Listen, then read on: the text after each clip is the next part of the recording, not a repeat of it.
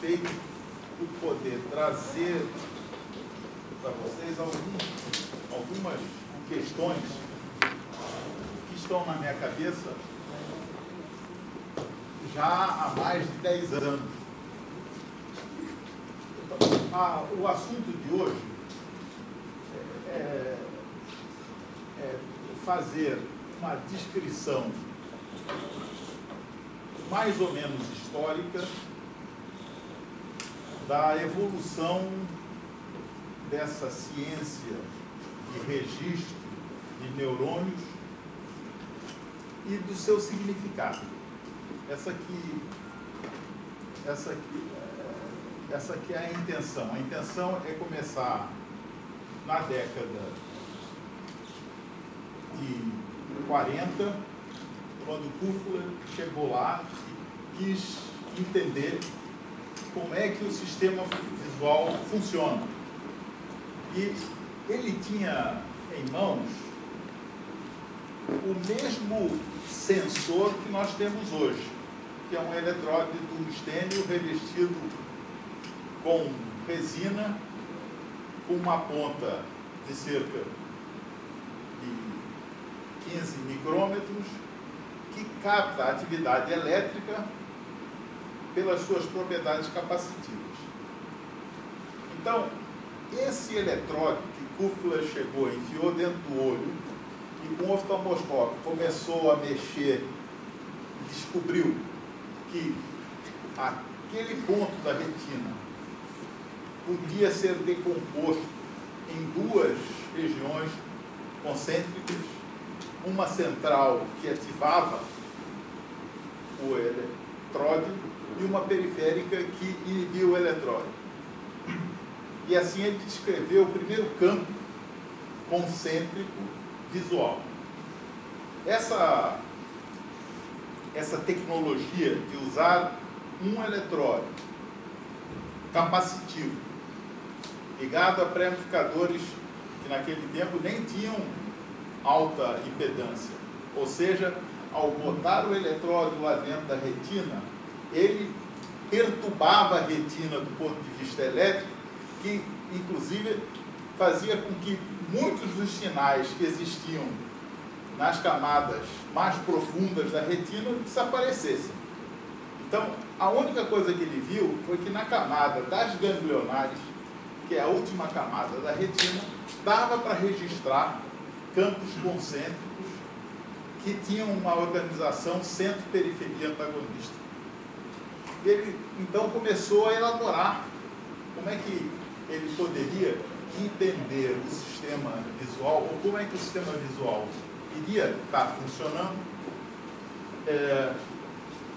com um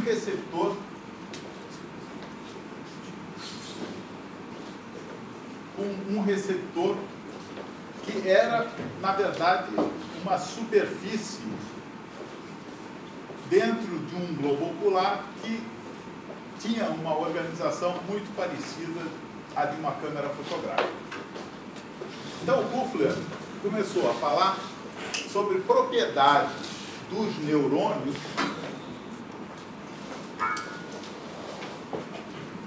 que ele podia detectar ao estimular aquela retina com barras claras ou escuras ou pontos coloridos, vermelho, verde, amarelo e azul.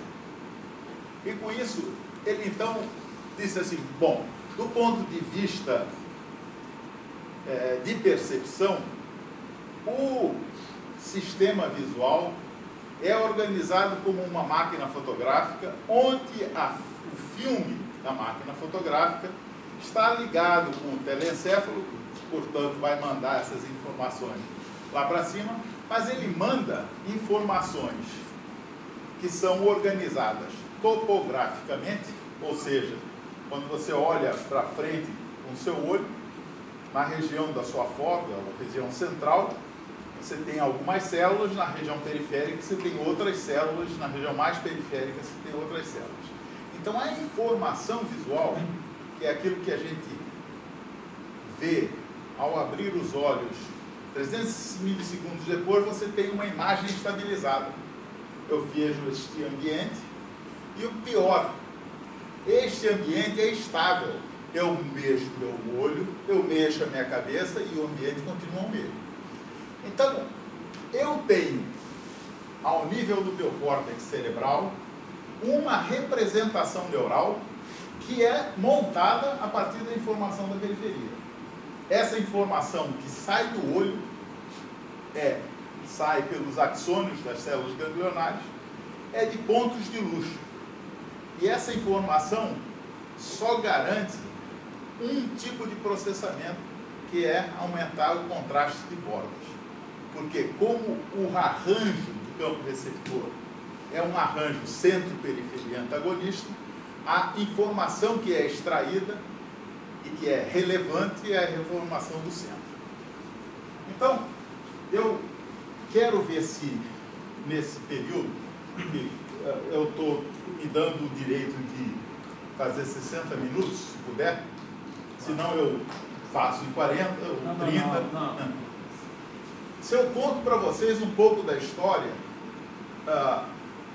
que levou a formularmos 3 grandes hipóteses da formação de uma representação neural no cérebro.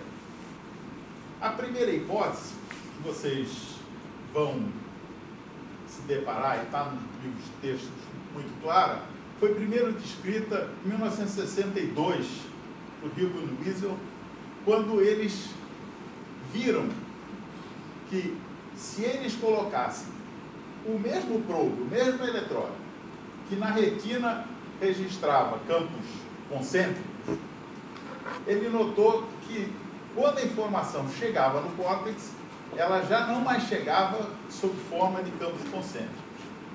Então havia um algoritmo que processava a informação que saía do olho, passava pelo geniculado lateral, que é um dos núcleos, e chegava ao córtex, mas quando chegava lá, ela já estava interessada em extrair mais do que contraste. Porque, como eu vou mostrar, os dados de Ribbon Wiesel, eles não são a estrutura do campo receptor do neurônio está mais vinculado para a extração de bordas. Então, você sai de um ambiente que é topograficamente distribuído e que cada ponto tem a capacidade de extrair cor e contraste, e chega ao córtex cerebral alguma coisa que é também topograficamente distribuído para processamento em paralelo, mas que agora a função não é mais extrair contraste, mas sim extrair bordas. Bom,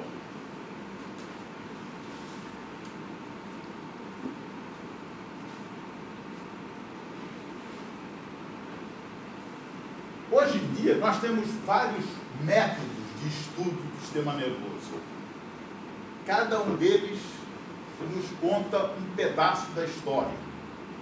Mas o que eu quero terminar essa conversa com vocês é falando o seguinte: nós sabemos um bocado de fragmento da história, mas nós não sabemos como o sistema funciona. Mas eu quero mostrar para vocês que a gente já sabe, em 60 anos, nós conseguimos montar uma série de coisas que estão de acordo com os modelos propostos. O primeiro modelo dele é o modelo hierárquico, que é proposto por Ribbon Wiesel, mas nós de fato não sabemos se aquela montagem proposta por ele é feita numa organização de baixo para cima, bottom-up, ou se ela vai até as áreas que fazem processamento de percepção e memória e voltam para poder montar, então, com 300 milissegundos essa informação. O que eu estou tentando dizer é o seguinte: se eu isolo o neurônio do sistema nervoso, a informação que chega em V1 é muito diferente. Então, deixa eu contar a história como ela é. Eu vou focalizar hoje este painel aqui, que é o estudo de neurônios, ou da atividade elétrica de neurônios, de camadas do córtex cerebral, usando um eletrode capacitivo. Esse eletrode eu comecei a trabalhar em 1963, com um eletrode extremamente sofisticado, de vidro, preenchido por índium, fazia uma bola de ouro que platinizava essa bola. Era um eletrode fantástico para estudar o núcleo ventrobasal do gambá.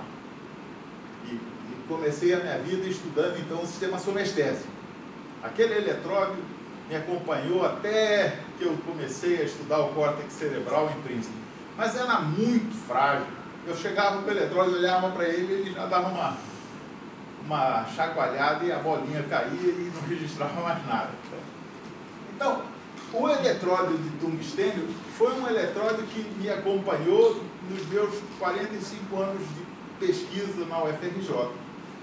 Hoje, a Juliana já tem uma versão um pouco mais sofisticada, que é um eletrode de tungstênio revertido com quartzo. Antigamente, a gente revestia ele com resina epóxi, fazia umas traquitandas para subir com o epóxi bem lentinho, para que a camada de epóxi fosse bem fina e bem uniforme. Mas passada dessa época de fazer eletrode, outros sistemas surgiram. Surgiram os function MRIs, as ressonâncias funcionais, a eletrofisiologia e a eletroencefalografia e a magnetoencefalografia, e também surgiram os sistemas de detecção de alterações da reflexão do cérebro, que são os sistemas ópticos. Como eu disse, eu quero focalizar nos 60 anos que aconteceram aqui. Nós vamos, de certa forma, esquecer o que está acontecendo aqui, mas cada um desses traz uma informação que se superpõe àquela que a gente tem da eletrofisiologia e da anatomia, mas elas nem sempre são complementares. Elas contam uma outra história. Essa história que eu vou contar começa com Kuffler, que começou a estudar a retina, e aí Horace Barlow começou a fazer os seus estudos no gato e então postulou a doutrina do neurônio, em que o neurônio era a célula nervosa que carregava a informação e que criava a representação neural que está na cabeça da gente. Os primeiros estudos, na década de 60, foram feitos Bilbo e Weasel em um gato, depois no macaco, e eles descobriram, simplesmente tentando usar o oftalmoscópio para estimular, as coisas não funcionavam, então ele falou, não, vamos usar, já que o olho é uma câmara fotográfica, vamos botar uma tela tangente com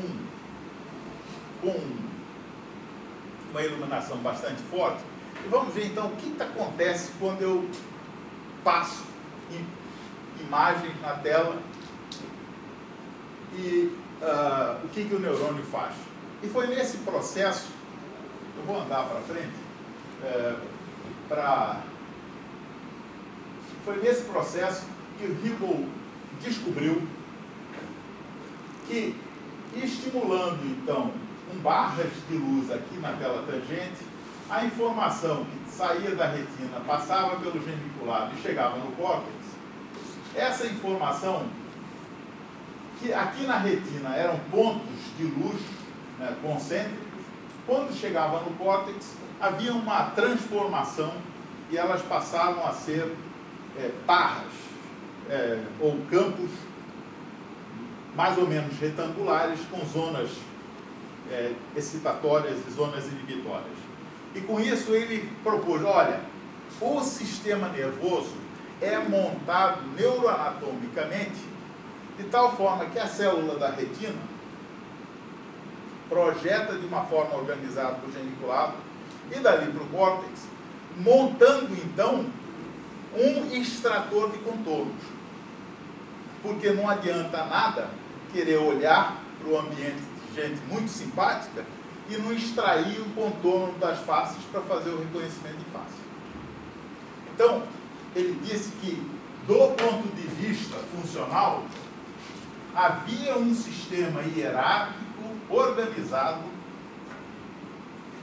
topograficamente respeitado, ou seja, com informação em paralelo da porção central da retina com a porção periférica da retina, onde essa informação, então, agora passa a extrair bordas de luz que tem uma organização centro-on, periferia off. Aqui, só para vocês terem um gostinho do que eles fizeram, eles pegaram uma barra de luz, passaram assim, não acontecia nada, e aí eles foram orientando essa barra.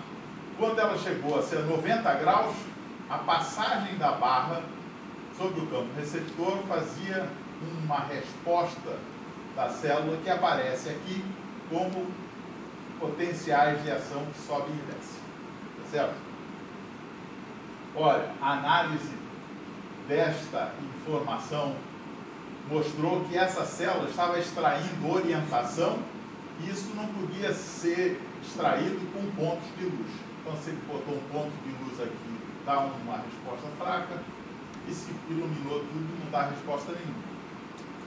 Então, o sistema nervoso estava sendo, na hipótese e na proposta deles, que lhes valeram um prêmio Nobel, a montagem de um extrator de contornos com o qual nós iríamos fazer o reconhecimento dos objetos. Essa que é a formulação mais mundana da proposta de Ribonowitz. E eles mostraram que aqui na retina você tinha células on, periferia off, ou off, periferia on, e quando chegava no córtex visual primário você tinha células que ele chamou de células simples. Isso porque ele fez a proposta de que essa célula simples estava recebendo de várias células concêntricas de uma forma organizada, tanto que essa região central aqui passaria a responder a uma borda e a região periférica seria a somatória de todos os outros campos. Essa célula simples não foi a única que ele conseguiu ver no córtex visual primário. Ele viu também células que respondiam ao movimento, mas que não tinham aquela organização centro-on, periferia off. E essas células ele chamou de células que respondiam só à borda em movimento, passando como célula complexa. A célula complexa, na hipótese hierárquica, seria o produto, num estágio hierárquico superior, do somatório de células simples. E essa coisa foi evoluindo na década de 70 e na década de 80, até que um pesquisador, que foi o meu mentor intelectual, embora não tenha sido meu orientador, o professor Carlos Eduardo Guimbe de Rocha Miranda, pegou o mesmo eletróleo e espetou num ponto para frente do córtex,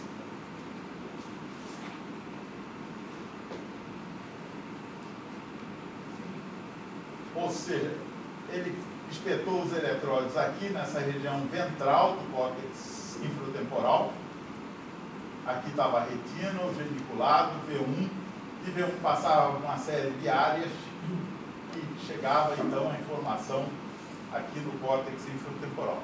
Esse córtex infratemporal era uma porção do córtex, quando você tirava, fazia lesões nos macacos, eles tinham uma síndrome muito rica, chamada de síndrome de Kluver-Bucy, nos quais os macacos deixavam de... o seu comportamento exploratório passava a ser um comportamento exploratório sensorial e botava as coisas na boca para ver, sentir gosto e reconhecer os objetos. Quando ele, então, espetou os eletródos de tungstênio aqui, ele detectou que as células que estavam ali não mais respondiam a barras de luz e passavam a responder, vou para frente, eles viram que essas células do córtex infratemporal respondiam a faces. E eles pegavam, e na descrição do trabalho original de Gross, Bender e Rocha Miranda, eles mostram células respondendo à mão do macaco e respondendo à face do macaco. Mais tarde, nós que fomos os alunos dessa geração, chegamos e dissemos, eles não respondem a nada disso, porque a gente pegava aquilo que era conhecido na América como toilet brush, que era aquela coisa de limpeza de banheiro, e a gente mostrava na frente do macaco e ele respondia tão bem quanto a face. Então a gente disse, brincava com o Charlie Gross, que o neurônio não responde à face, ele responde à cara do Charlie, que era cheia de cabelo, então é por isso que... Mas hoje em dia nós já sabemos que o neurônio do córtex infratemporal, esse é um trabalho de 99, responde sim à face, e não só à face, mas se os dentes estão expostos, algumas unidades respondem muito mais. Então essa mesma face, mas com expressões faciais diferentes, vocês veem que aqui que está com a boca aberta, tem um componente de agressividade muito maior, então ele responde muito bem. Isso se dá também para essa moça com parte dos dentes e com essa cara assim, mais agressiva, a resposta do neurônio é maior. Então, em 1970, nós tínhamos, então, 3 grupos de pesquisa. É tempo. Esses estudos são feitos de uma forma um pouco usual. No caso dos macacos lá de Princeton, nós inventamos uma barra que andava atrás de uma cortina, mas ela só aparecia no centro do campo visual do macaco e ela aparecia em movimento. Então, com isso a gente fazia com que as células respondessem muito bem. E tanto no trabalho original quanto nos trabalhos subsequentes, demonstrava-se que a resposta das células, ao contrário da retina e de V1, era principalmente na porção central do campo visual. Então, não só tinha-se o conceito de que a organização neural estava se organizando para extrair forma, mas também estava extraindo forma só naquela parte central do campo visual. Então, Charlie Gross, Rocha Miranda e Bender fizeram... A cabeça do macaco imóvel? Não, nesse caso é com fotografia. No nosso caso, a gente pegava a fotografia de um animal, enfiava numa barra que andava, e quando... Era uma fotografia do macaco, que tinha situações em que a gente pegava o macaco embalsamado e passava também. Mas a fotografia era muito interessante, porque nós podíamos fazer experimentos em que a gente pegava uma tesoura, na hora do experimento, picotava aquele negócio, recolava aquela imagem e passava, e quando passava, a resposta da célula era muito menor. Então a gente podia dizer que, de fato, o animal, embora todos os componentes da imagem estivessem lá, o que a célula estava reconhecendo era alguma coisa relacionada à massa.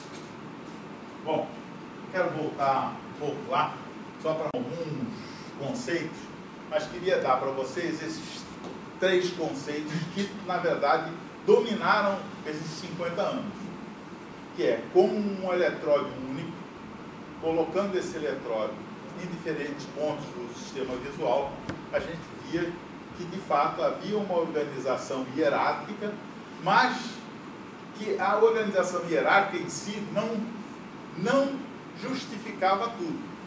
Por quê? Porque Nakamura chegou lá e falou assim, não, vamos ver, vamos botar o eletróide em V1, mas vamos agora esfriar o resto do córtex de forma que todas as áreas anteriores estejam paradas. E qual foi a surpresa? Que ele não registrou nada. Eu estava lá em Princeton, vi os experimentos, mas não fiz parte do experimento. Aí eu falei assim, mas o Nakamura deve ter alguma coisa errada. Ele foi com um místico, foram lá, tiraram no macaco, tiraram todas as áreas de V4 para frente, foram registrar em V1 e não registravam nada.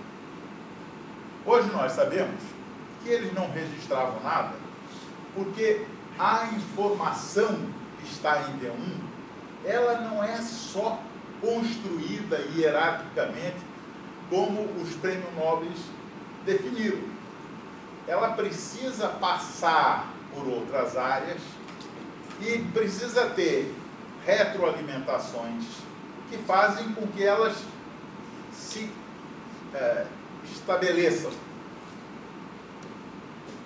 Hilbund e Wieser mostraram também que se eles descessem ortogonalmente na superfície de V1, havia um arranjo em que cada cor aqui significa uma orientação do estímulo. Então havia um arranjo colunar em que em V1 não só a extração era a extração de bordas, mas o módulo de processamento, ou a hipercoluna, era uma coisa que extraía todas as orientações naquele ponto do campo visual. E foi assim que ele fez a postulação de que V1 extrai contornos que são usados nas áreas anteriores para fazer o reconhecimento de objetos. Quando os eletrofisiologistas topográficos entraram em cena, descobriu-se desde a década de 70, quando foi estudada a área visual primária, que na área visual primária todo o campo visual era representado. Então existia uma porção do campo visual que era central e também existia uma porção central em V1. E existia uma porção periférica. E foi com esse conceito em mãos que eu cheguei em Princeton em 1977, em dezembro de 77. E comecei, então, a gente trabalhava sozinho, então comecei a botar eletrodos por tudo quanto é parte. Mas eu só usava um eletrodo. Mas, como eu estava não fazendo nada, eu fiz cerca de 5 mil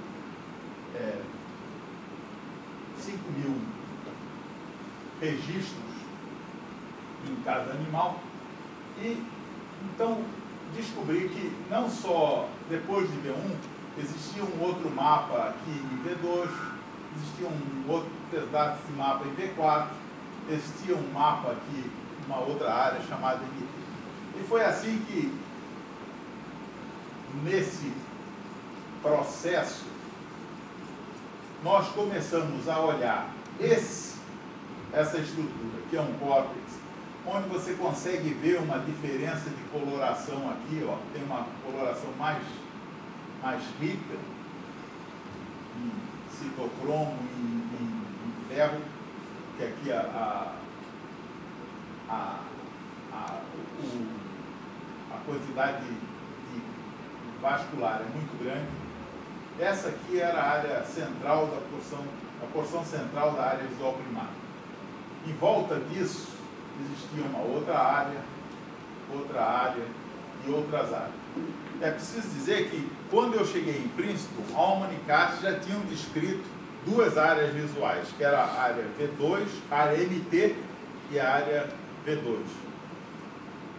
E a área que eu registrei aqui no sulco temporal superior foi de fato nomeada como área MT, apesar de não estar no médio temporal. Ela está claramente no córtex parietal, mas por uma questão de referência à nômina, nós chamamos de área MT. Nesses anos que passaram, nós fomos registrando em vários lugares e descrevemos, então, que o campo visual contralateral tinha uma representação topográfica aqui na área V1. Na frente da área V1 tinha uma outra representação, como se tivesse um outro campo visual representado. Depois tinha outra representação aqui, chamava-se de V3. Aqui no sulco temporal superior tinha uma área chamada MT, em volta V4T. E com isso nós descrevemos as áreas V2, V3, MT, PO e POD foram descritos aqui no Brasil com o Sérgio Neumann. Lá nos Estados Unidos eu não conseguia ver a diferença dessas duas áreas e nós nunca publicamos os dados dos Estados Unidos porque ficou num emaranhado com outras colaborações. E uma das coisas que mais dificulta a ciência são as suas colaborações. Porque quando nós estamos motivados para fazer o trabalho científico, o trabalho anda. Quando eu venho para o Brasil, eles estão motivados com os problemas deles e eu estou motivado com os meus problemas e geralmente isso não anda. Então, até esse ponto, que isso é mais ou menos 1980, nós sabíamos, com eletrólitos simples, que era possível descrever uma propriedade dos campos que era montado a partir de circuitos neurais definidos que saíam da retina para o geniculado, para o córtex, e que esses campos, então, podiam chegar ao córtex visual primário, onde começava a se extrair a informação de contorno. A informação passava para V2, para V3, para V4, para o córtex infratemporal, e quando ela funilava para o córtex infratemporal, ela entrava no sistema de percepção e memória. Se ela se projetasse para MT e córtex infraparietal, ela entrava num sistema mais relacionado com o movimento e com a organização do movimento. Mas que tipo de informação que a gente tinha ou tem hoje quando a gente usa um eletrode único? Você pode contar spikes, você pode ver a frequência de spikes e fazer histogramas. Se você quiser fazer com que descrever aquela resposta como uma função, você pode fazer um spike density function por uma convolução gaussiana, e com isso você descreve propriedades de neurônios e propriedades de campos receptores. Na fase de 1970, eu passei a usar multi-eletródes ou eletródes com impedâncias um pouco mais baixas, porque eu estava interessado em não ver a atividade de cada uma das células, e sim do conjunto de células para descrever as topografias e suas áreas. E com isso a gente pode descrever a topografia e as propriedades dos conjuntos de eletródes. Mas, de fato, nós ainda não sabemos como é que a percepção se dá. A gente está descrevendo pedaços de fragmentos de uma história, e foi em 1979 que Fiorani, Rosa, Carlos Eduardo e eu, todos estávamos na sala de experiência olhando um registro que era para ser da tese do Marcelo Rosa, que ia estudar V2, mas nós estávamos em V1. E aí, para fazer esse experimento, para saber as referências, a gente pegava o macaco, paralisava o macaco ficava olhando para a tela, você ia com o oftalmoscópio, aqui está a fóvea, projetava a fóvea na tela tangente. Aqui está o ponto cego, esse ponto aqui não tem receptores, e a gente desenhava na tela. Esse processo foi um processo muito simples, só que quando a gente estava estudando, Carlos Eduardo não participava do estudo, né? Mas era uma pessoa de uma riqueza intelectual, uma pessoa de uma riqueza intelectual fantástica. Ele ficava olhando assim, pesquisadores lambões. O que Carlos Eduardo está falando? Não, pesquisadores lambões. A gente pegava, passava a barra no ponto cego e chegávamos à conclusão que tinha a resposta. Eu mapeava no centro do ponto cego. E como a gente estava tendo que fazer, em média, olha só, nós não fazíamos pouca coisa. Aqui no Brasil a gente fazia em média 500 campos por animal. Então era mais ou menos, como não tinha computador, não tinha nada, na verdade foi uma fase meio triste do laboratório, que nós não tínhamos nem pré-amplificadores bons. E ainda tinha havido um incidente lá, que alguém tirou terra, fritou todos os pré-amplificadores, e a gente ficou, então, trabalhando em condições. E foi por isso que eu fui para eletródos multiunitários, porque não tinha pré-amplificador de alta impedância para a gente estudar a célula. Mas esse período de 10 anos nos garantiu descrever um monte de áreas, e ficaram muitas outras lá paradas. No intraparietal ainda tem muitas áreas para fazer. O Rubem agora está olhando ela de uma outra forma, mas, é claro, alguém devia sentar lá e registrar 500 células e descrever todas essas áreas bonitinhas no intraparietal. Mas, nesse processo, o que aconteceu? O Carlos Eduardo, crítico como um bom cientista, e, na verdade, como todo bom cientista, muito fiel à verdade, disse na nossa cara: vocês são os lambões. Eu falei: Carlos, o que você está falando? Meus dois alunos aí vão ficar impressionados com isso. Não sei como que você está registrando um campo receptor no centro do ponto cego. Eu falei assim: olha, Carlos, isso nós já vemos registrando desde que a gente reestudou V1, porque eu reestudei V1 quando eu voltei de Princeton. Eu queria estudar V1 para saber que realmente o ponto cego tem resposta.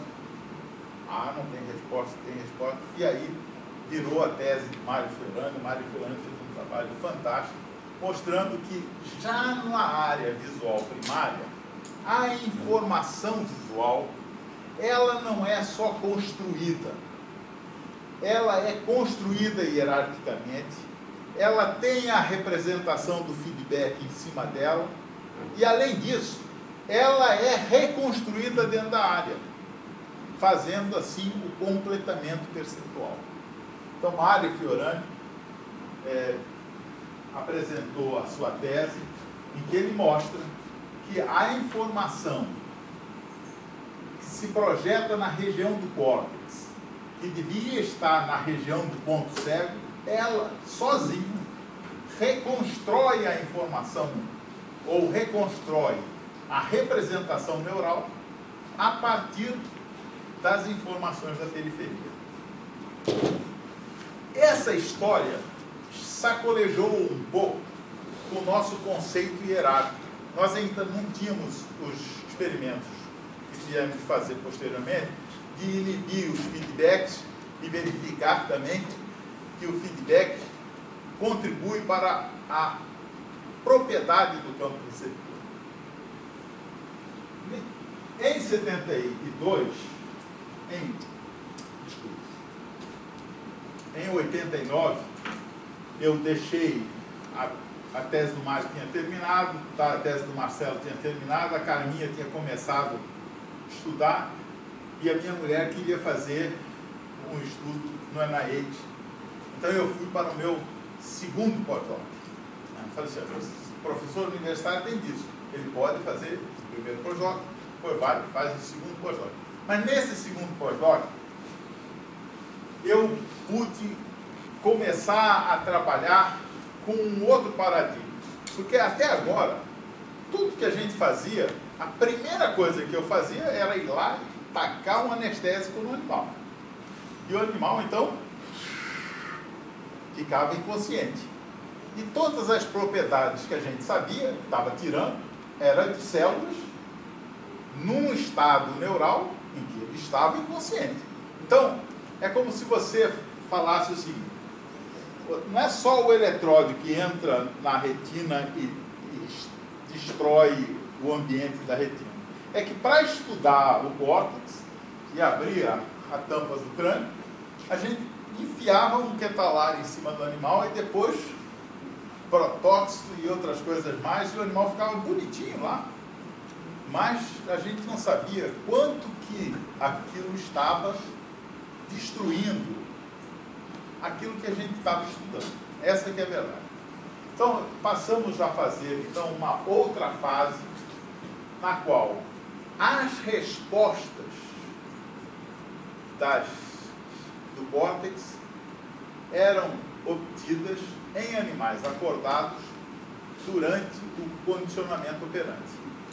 E passamos, então, a fazer a pergunta em função do treino do animal ou em função da tarefa comportamental que ele estava fazendo. Então, fizemos alguns estudos sobre atenção, fizemos outros estudos sobre atenção no colículo, fizemos outros estudos em outras áreas, mas, particularmente, eu quero falar de uma outra, porque quando você olha para uma parede branca com um olho só, você não enxerga o seu ponto cego. Essa é a primeira coisa incrível. E outra coisa, se você olha para a parede branca com um olho só, o ponto cego é preenchido de branco. Se eu olho agora para essa parede vermelha, o ponto cego é preenchido de vermelho. Então tinha que ter alguma coisa muito mais dinâmica do que essa história do ribonucleísmo, que as coisas eram hierárquicas, para explicar esse dinamismo. Eu encontrei uma pessoa muito talentosa em Bethesda. O nome dele era Peter Weird. E todo mundo gozava ele, Weird, chamava ele, oh, Mr. Weird. E o Peter era uma pessoa fantástica. Ele chegou para mim e falou assim, olha, todo mundo está me gozando, mas você me ajuda a fazer um experimento?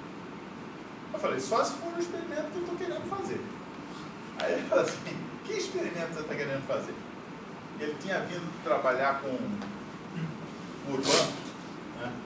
E eu falei, olha só, Peter, eu estudei em V1 o completamento, mas eu queria agora fazer um macaco olhar uma televisão sem sinal, assim, só chuvisco, e ver se ele consegue fazer o preenchimento de chuvisco se eu pegar um pedacinho de papel e botar em cima da televisão. Então, a brincadeira era assim, bota o macaco olhando para um ponto na televisão E ele tinha um quadradinho lá e a gente ia registrar no local que estava do quadradinho, em V2 e em V3.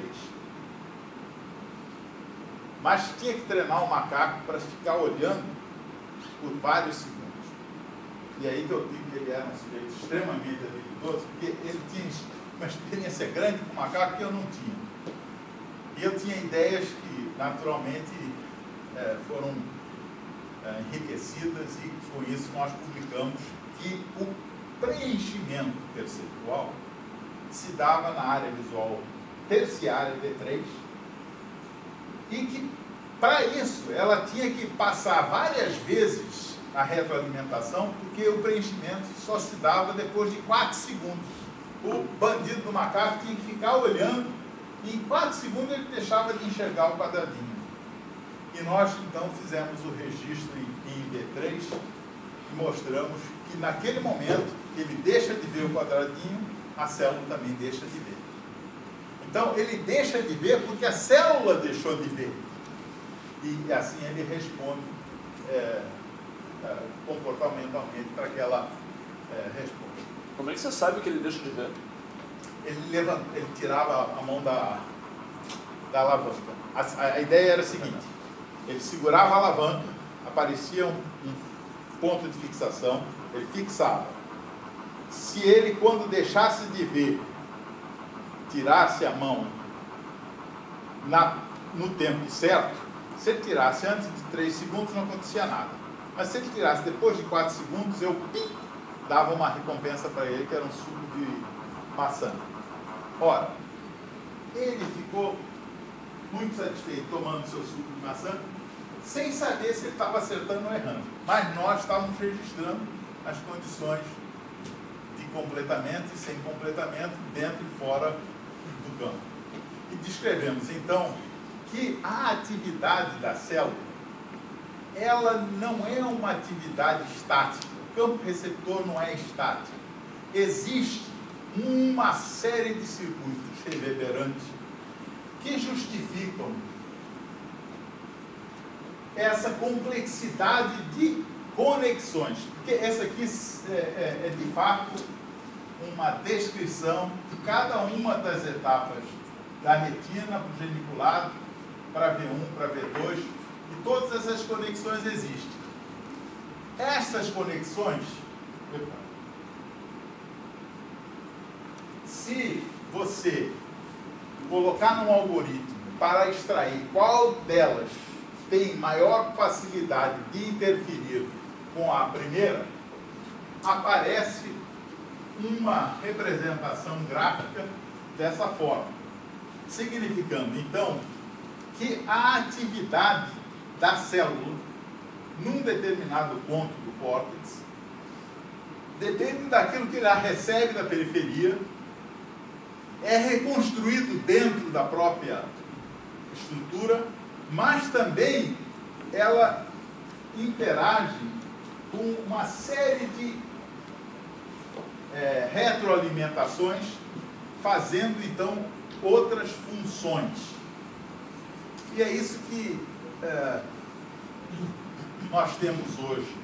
Toda a chance, porque agora que nós passamos da etapa de não ter pré-amplificador para uma etapa de ter bons pré-amplificadores, de ter bons eletródos, de ter matrizes de eletródos, agora nós estamos na condição de botar eletródo em todos os lugares, mesmo que sem fazer uma pergunta objetiva, vamos botar em V1, V2, V3, V4, V5, PO, intraparietal, e botar o animal para trabalhar.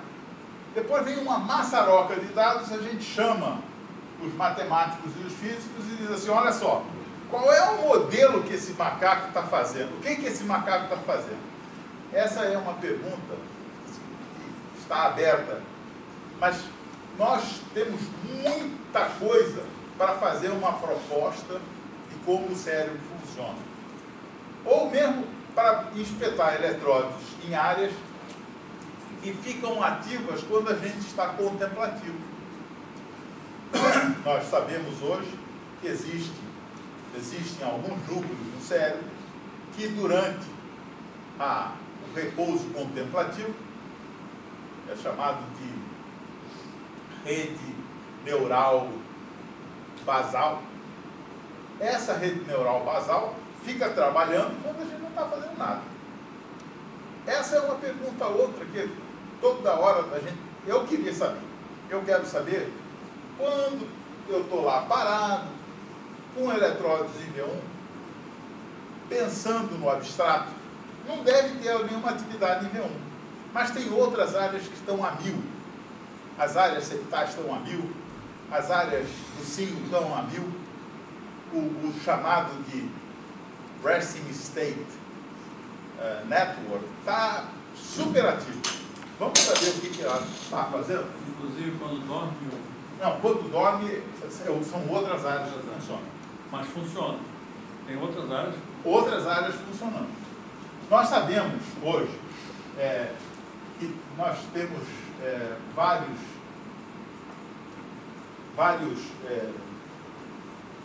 várias áreas.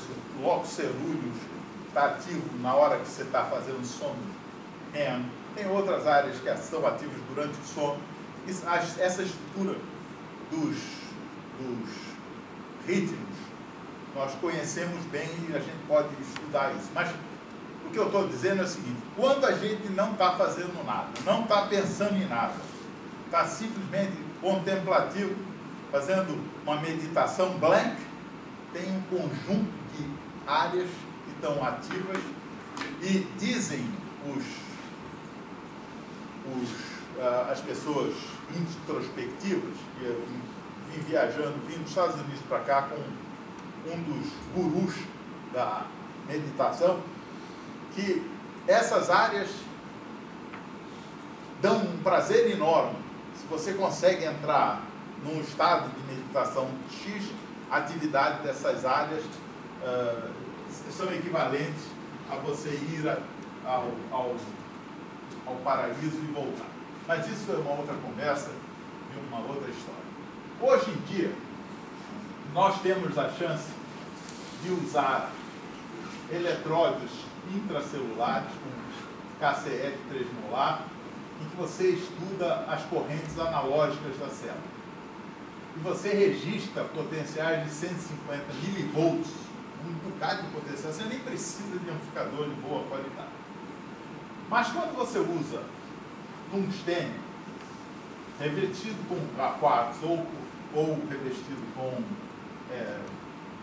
epóxi, você pega uma atividade de um grupo, de uma atividade extracelular que tem em média 3 a 6 microvolts, e para isso você precisa ter muito bons pré-amplificadores. Qual é o que nós não sabemos? Numa coluna do córtex cerebral, você tem cerca de 1 milhão de neurônios. Você pega um eletrólito e desce 100 vezes nessa coluna, e o máximo de potenciais que você registra são 20, 25 neurônios. O que está acontecendo é que nós não sabemos. Na verdade, a gente está usando um probe, que a gente sabe que é um probe capacitivo, descendo numa massa, uma sopa de neurônios, e desses neurônios, eu só consigo registrar cerca de 25 neurônios. Mas olha, eu estou passando e atropelando neurônios a cada vez que eu bato no micromanipulador. O que está acontecendo? Isso é a pergunta de 100 milhões de dólares.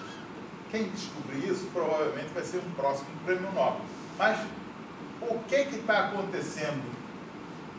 Nós não sabemos. Vamos ver se eu ando rápido, porque está chegando a minha hora. Bom, nós podemos usar com esses eletrólitos. Se o eletrólito é pequenininho, se tem um campo pequeno, se você tem um eletrólito com 0,6 megômetro de impedância, você pega mais células. Você pega uma célula grande ou pequena. Quando o eletrólito é pequenininho, a ponta é pequena, você pega mais atividade de uma célula. Quando nós começamos a pensar em usar tetrodo, e Maldonado fez isso muito bem, quando você está com um eletróide só e essas duas células são ativas, elas aparecem para você como se fosse uma célula só. Essa e essa também vão ter correntes semelhantes. Talvez uma apareça como positiva ou como negativa, mas geralmente elas aparecem da mesma forma. E essas duas vão aparecer iguais aqui. São esses três espaços. Então, parte dos neurônios que eu estou perdendo é porque o meu eletrônio não consegue separar neurônios que estão em posições diferentes, mas que sejam equidistantes do meu probo. Esse e esse, por exemplo, aparece. Esse é o do primeiro e esse é do segundo. Eu, com o eletrônio aqui, eu só posso saber que existe um. No entanto, se você agora coloca 2 eletrónios, ou 4 eletrónios, que são os tetrodos, a análise simultânea do eletródio A e do eletródio B te permite segregar a unidade 2 da unidade 6. A unidade 6 está aqui, nos 2 eletródios, e a unidade 2 está aqui. Então, um dos problemas nossos é melhorar o nosso probo. O outro problema é melhorar o nosso processamento. Hoje em dia, a gente faz assim, a amplitude do eletródio A plotada contra o eletródio B, aparecem umas bolinhas na tela e você fala assim, esse aqui é uma célula, esse aqui é outra célula, esse aqui é outra célula. E com isso você separa, então, com tetrodos e coisas, células diferentes. Eu acho que até o projetor, aqui tem um tetrodo visto. Este é um tetrodo construído pelo método do Maldonado, em que você pega fios, você torce, eles colam, você corta simplesmente e a ponta deles, ela é tão pequena que registra muito bem.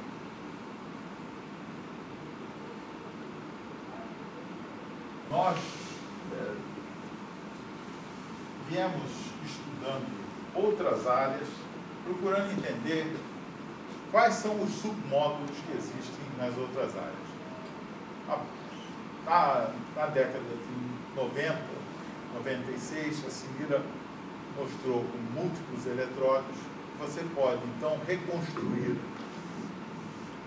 a representação de direcionalidade com a informação desses eletrônios. E isso está publicado, é um paper que mostra que se você entrar com 12 eletródios e você andar com esses 12 eletródios, registrar esse ponto, enquanto você passa a barra andando para lá e para cá, no final você tem uma maçaroca de dados em que você registrou todos eles aqui, depois todos eles aqui, em tempos diferentes, tá? Mas você pode tratar esse pedaço de córtex como um córtex único. E quando você faz isso, você pode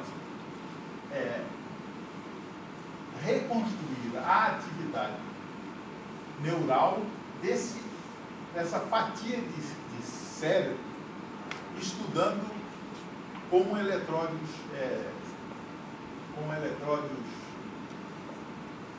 discretos.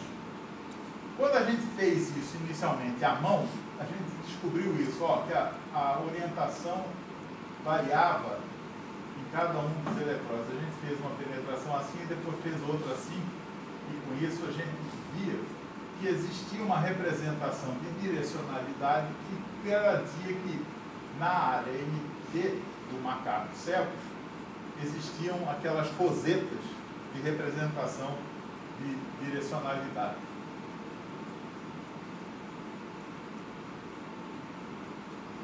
Esse aqui é o somatório fazendo um single condition map.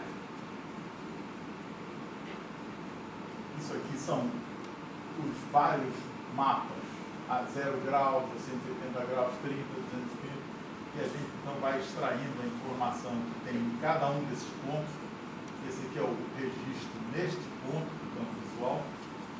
E com isso, fazendo uma soma vetorial, você chega à conclusão de que você consegue ver na superfície da área MT uma representação de eixos de movimento.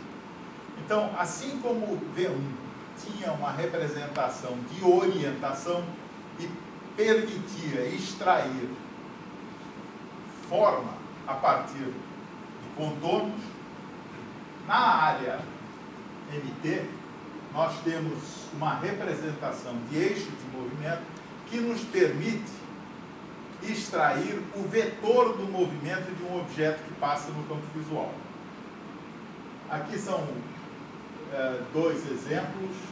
Eu só quero ver se pego um exemplo assim mais claro.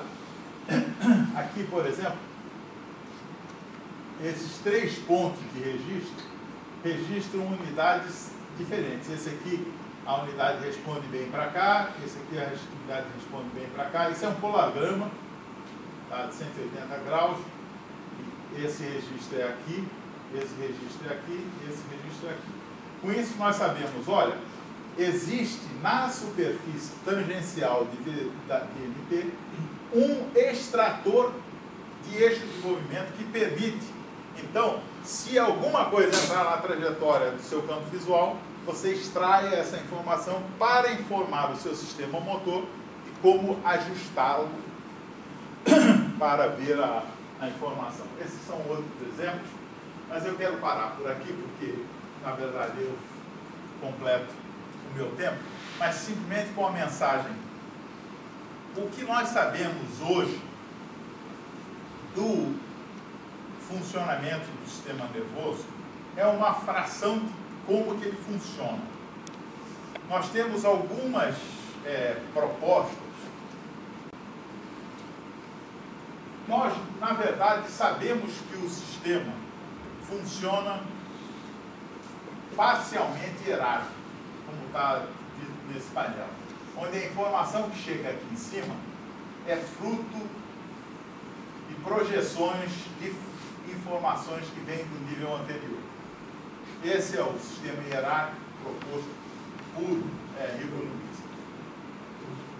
No entanto,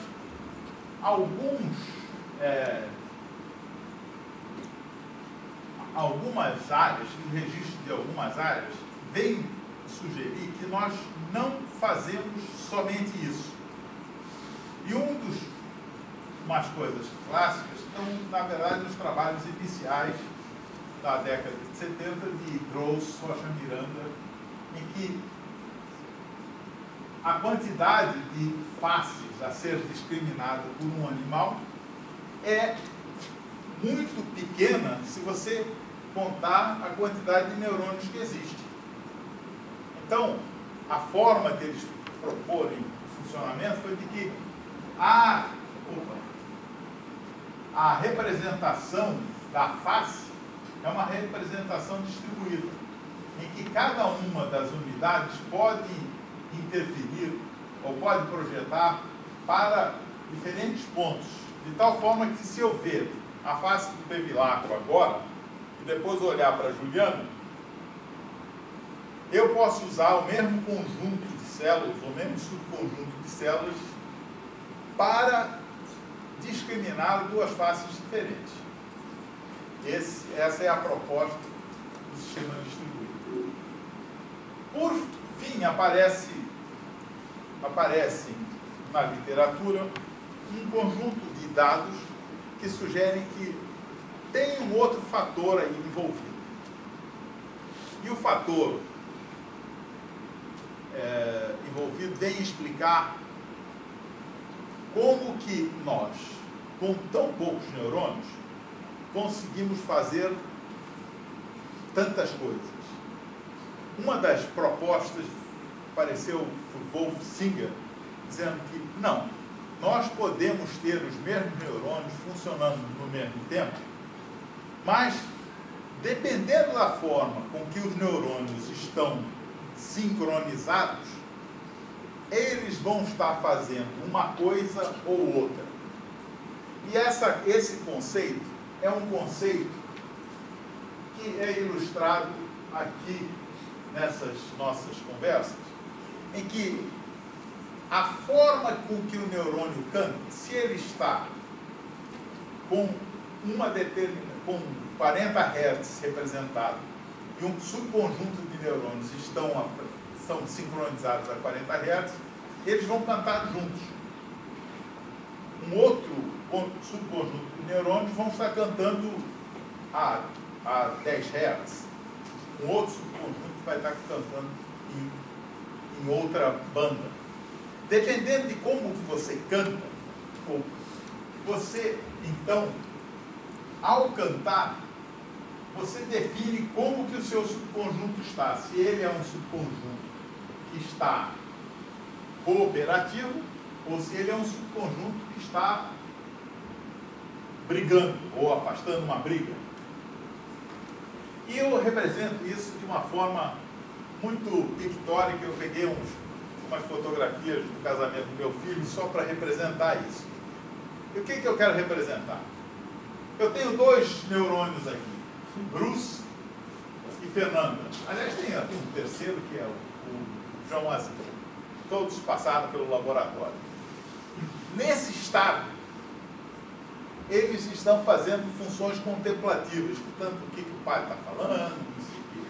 No entanto, se eu pego esses mesmos componentes e analiso esses nessa situação, em que a minha nora está aqui dançando com o pai, a Fernanda está aqui fazendo alguma careta para o Bruce e o Azi está olhando para mim, todas as coisas funcionam de formas diferentes. Então, o que eu estou tentando dizer?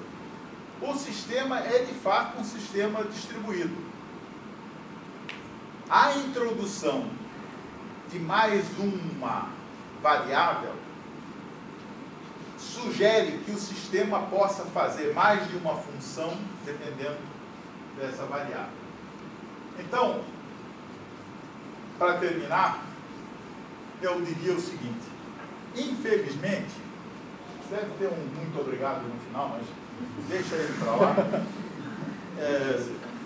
Vamos só fechar com o seguinte: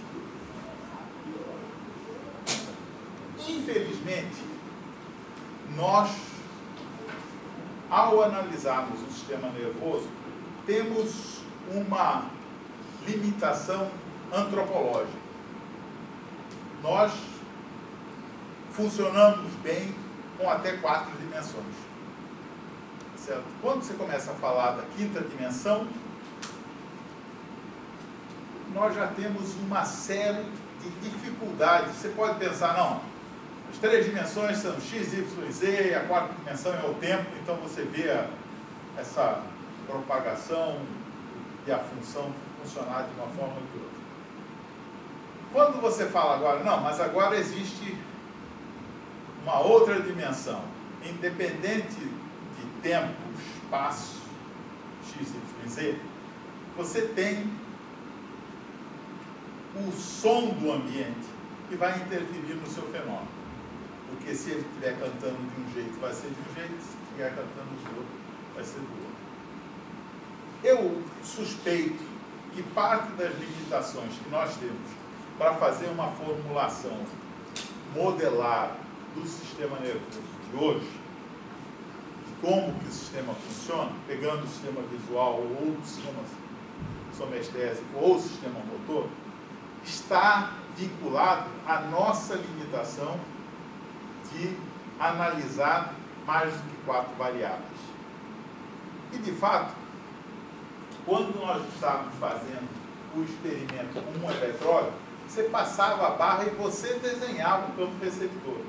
Hoje em dia, a Juliana pega, bota 32 eletródes lá, você fica olhando que nem um bobo para aquela maçaroca de spikes que está entrando, e você só vai saber o que aconteceu 2 dias depois, quando você passa aquilo por uma série de processamentos que faz, então, com que você consiga entender e decodificar a informação dentro daquele paradigma bem determinado.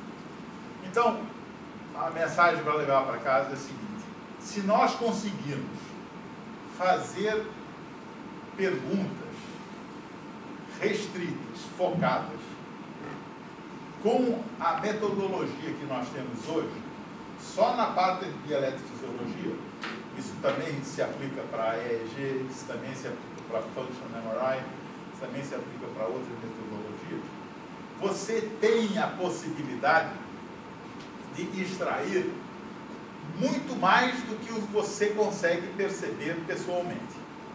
Aliás, tem um fato que marca muito a minha percepção, que é o seguinte: eu tinha um macaco fazendo um teste de atenção, e o macaco fazia com 99% de acerto. Aí, só de brincadeira, eu chamei o Edil, que é o técnico do laboratório, e falei assim: Edil, te dou R$100 se você olhar o que o macaco está fazendo e se você fizer a mesma coisa. Ele ficou lá 3 horas olhando o que o macaco estava fazendo. Aí ele falou assim: esses R$100 são os R$100 mais suados que eu consegui fazer na minha vida. Então, o que você consegue fazer um animal treinado fazer é uma coisa bastante sofisticada. Você consegue fazer paradigmas muito sofisticados, mas você tem que, de fato, pensar bastante, montar um sistema bem organizado e bem estruturado, para depois você ter uma resposta simples. Senão você vai ficar embananado com a resposta. Muito obrigado. Uma boa tarde.